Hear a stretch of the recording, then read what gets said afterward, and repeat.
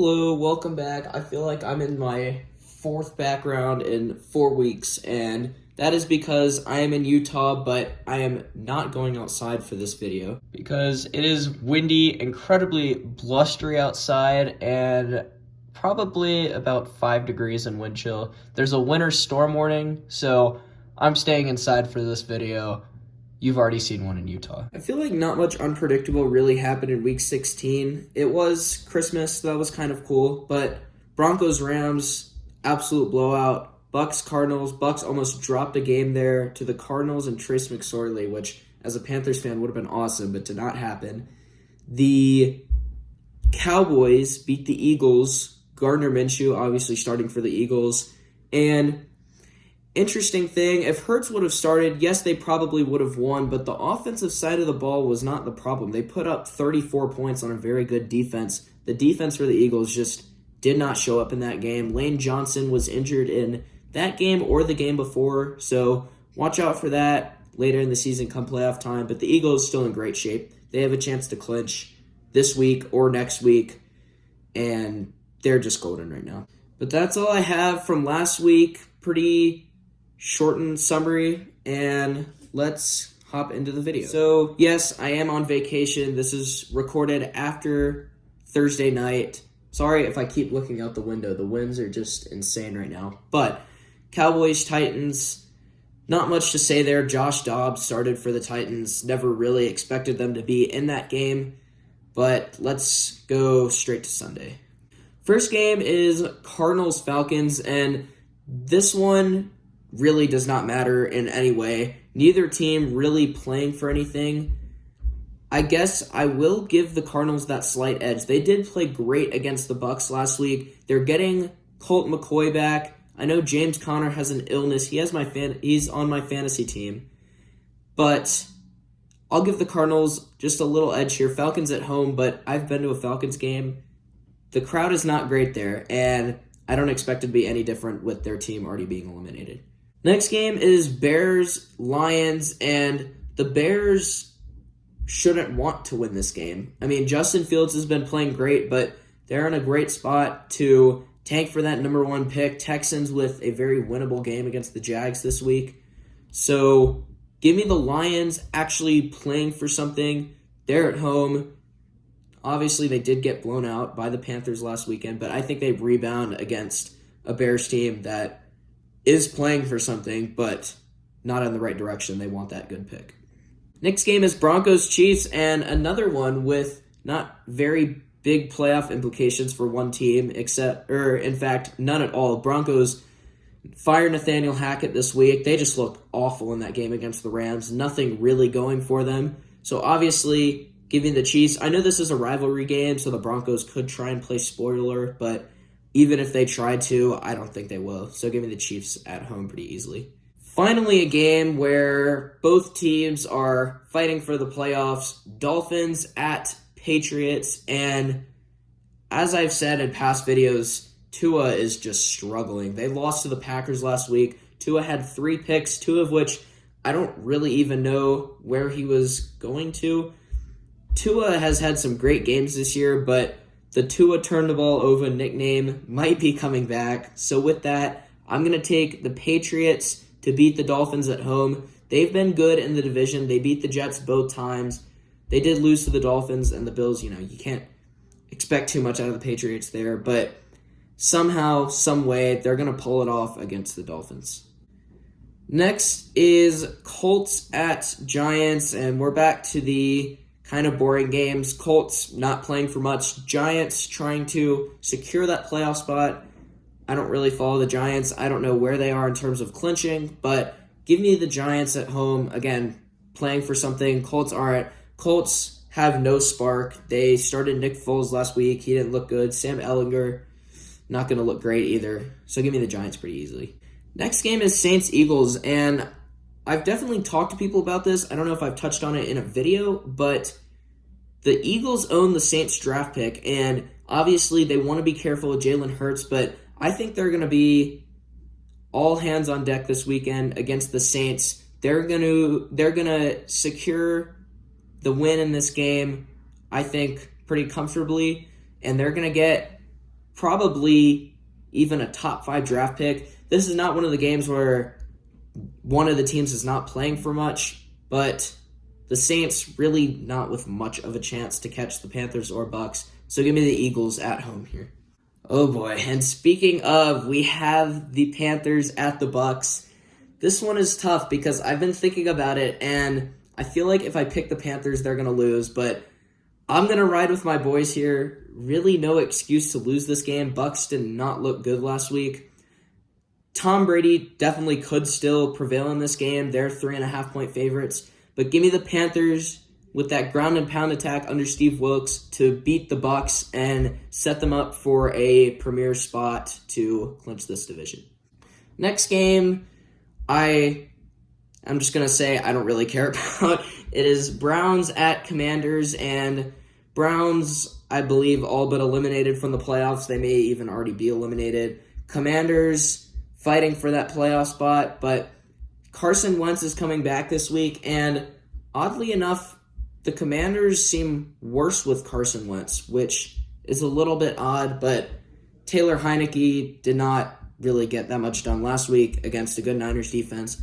But give me the Commanders. I'll give them a slight edge at home. Maybe Carson Wentz shows a little bit more magic, but this is another one where the Browns really just aren't playing for anything. And Deshaun Watson, I don't even know if he's going to be the answer to the Browns' quarterback problems. He just looks terrible. 5 years, $230 million, maybe going down the drain here for the Browns. Next game is Jaguars-Texans, and the Texans beat the Titans last week. Titans with Malik Willis. Obviously, after that, I think the Texans can win this game. I don't think they should want to, but they may play spoiler here to a division rival. However, I'm going to pick the Jags. Trevor Lawrence, Travis Etienne, going to rip up this defense and put themselves, like the Panthers, in a premier spot to clinch this division.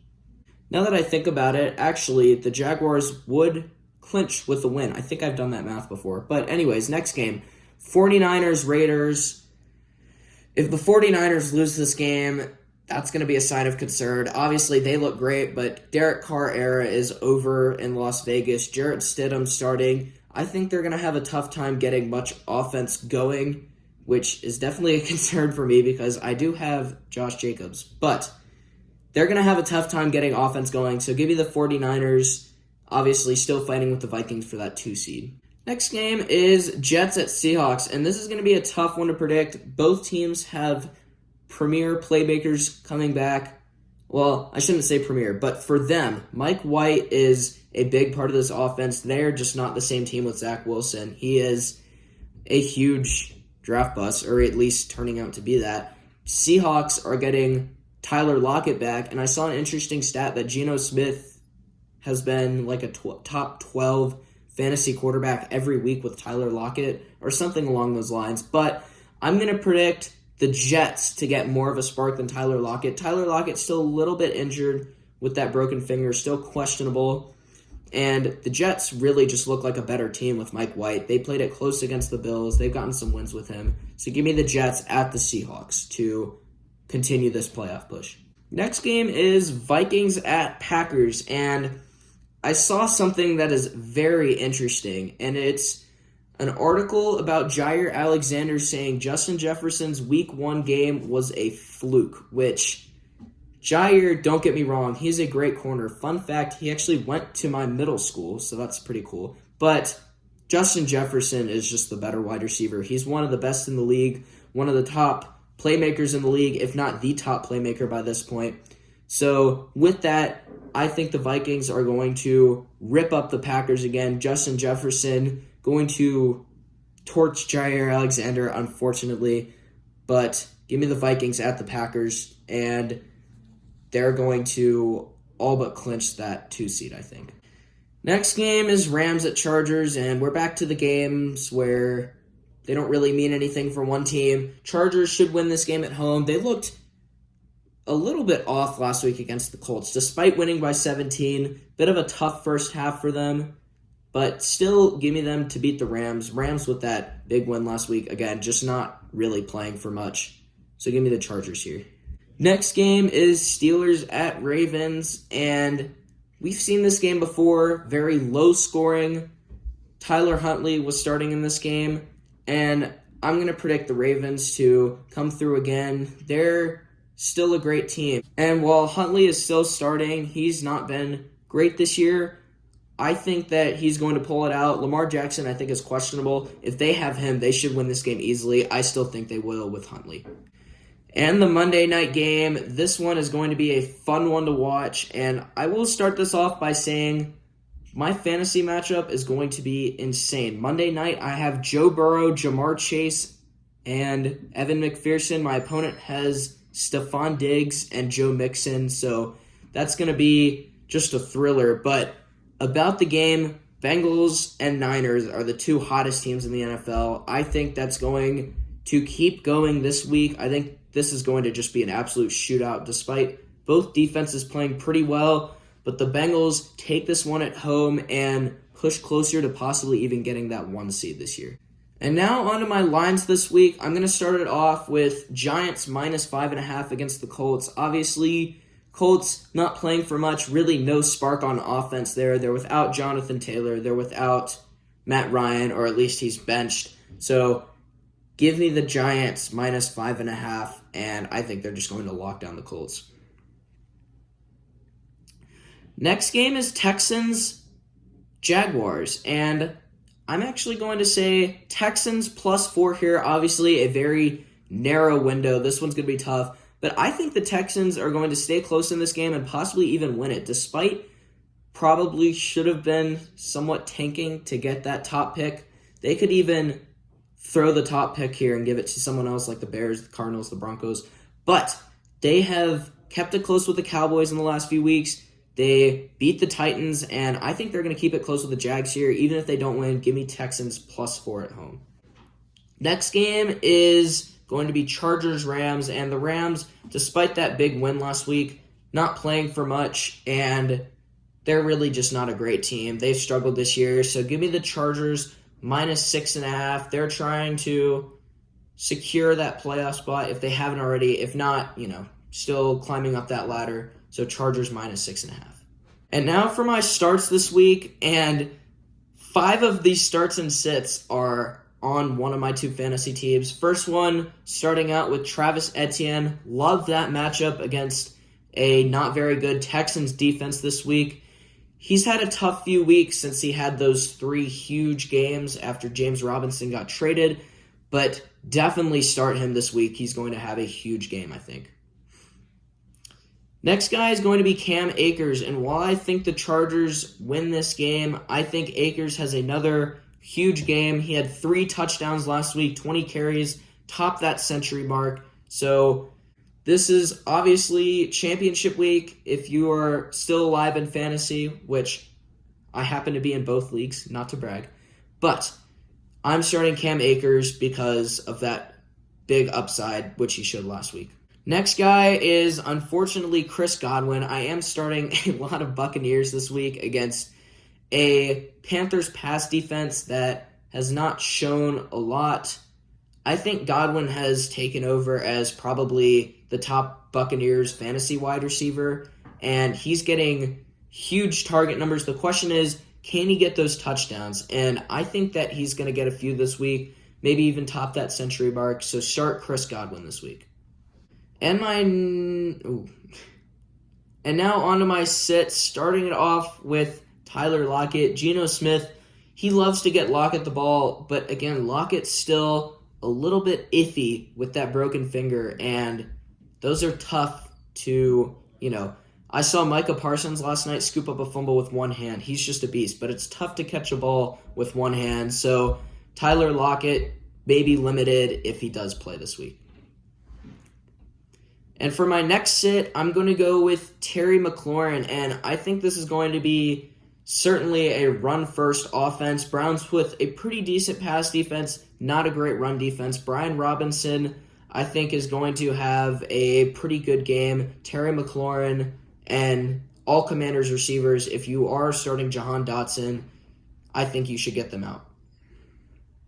And my next one, this is going to be tough. I did a little bit of research on this, but I think you bench all Raiders receivers if you have other options, yes, that does include Devontae Adams. Derek Carr obviously has struggled, but he is a better quarterback than Jared Stidham, and I saw a stat this week that confirmed my concerns on these Raiders, which not one, not two, but 59 receivers have scored more fantasy points than Devontae Adams in the last 3 weeks, so I'm having all Raiders receivers on my bench this week. And that's all I have for Week 17. Good luck for anybody still in fantasy, and I will see you next week. Bye-bye.